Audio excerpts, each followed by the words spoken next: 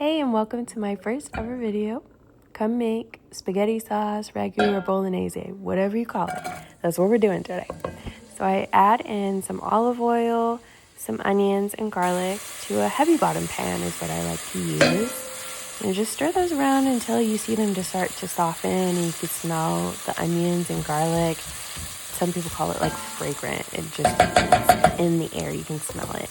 Then I add some chopped celery and carrots. This just adds a little bit of sweetness, a little bit of bite to your sauce. You don't have to do this step. I like to do it, especially if I have it, but if you don't do it. Then I add a pound of ground beef and ground Italian sausage. I use mild because I have a toddler. You could use spicy if you'd like. Cook it down till you see some of those brown crispy bits. That's flavor. You want that. And then you're going to add a can of tomatoes. I use San Marzanos. You could use whatever you like. I like whole tomatoes, but you could do crushed. You could just do sauce. If you do whole tomatoes like I do, you do have to mash those down with your spoon or like a potato masher, whatever you have on deck.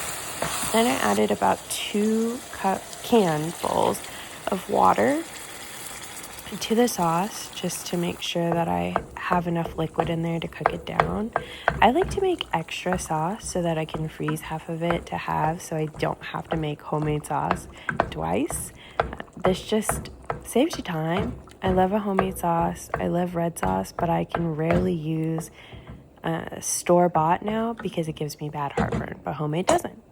So then I add a little bit of sea salt. You can use seasoning salt if you'd like. Then I do onion powder, garlic powder, black pepper, and some Italian seasoning. You don't have to add a bunch of seasonings if you don't want to. You could do just a bunch of fresh herbs. If seasonings is not something that you can handle, some people have dietary restrictions, keep it simple. Keep it with the meat, the veggies, and the sauce. It'll still be delicious. You can also add some red chili flakes if you'd like, if you want to kick up the heat. Sometimes I'll do that just on my own plate so that my toddler doesn't have to have it. I like to add a little bit of beef bouillon paste. This stuff is amazing. It just enhances the flavor of whatever you're making. I use it in a lot of things. You could also use some beef stock if you wanted, or chicken stock if that's what you have. It'll change the flavor profile just a little bit if you use chicken, but it's still really good. Then I just let that cook down. I cover it with a lid and let it go for about an hour and a half. You're going to see like this thin layer of oil on top. You can skim that off or you can stick it in your fridge.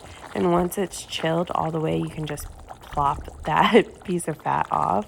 But I wanted to eat it today, so I just skimmed it with a spoon and skimmed off as much as I could get off.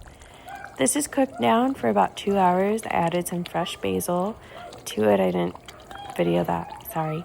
Cooked some pasta noodles. I just had some boxed browse pasta, but you can use what you want. You can make homemade if you have time on the weekend or a weekday. Sometimes I'm feeling fancy and I want to have fresh pasta, but this was not the day. This was the day to just make a box of pasta. I don't like to break my noodles. If you want to break your noodles, break your noodles. That's okay too. Do you? I also like pappardelle. I like to have that like thick pasta sometimes. Then I like to serve it with garlic bread. Always, sometime I will post a video of my homemade garlic bread. It's my favorite. Then toss your noodles, put some cheese on top, and enjoy.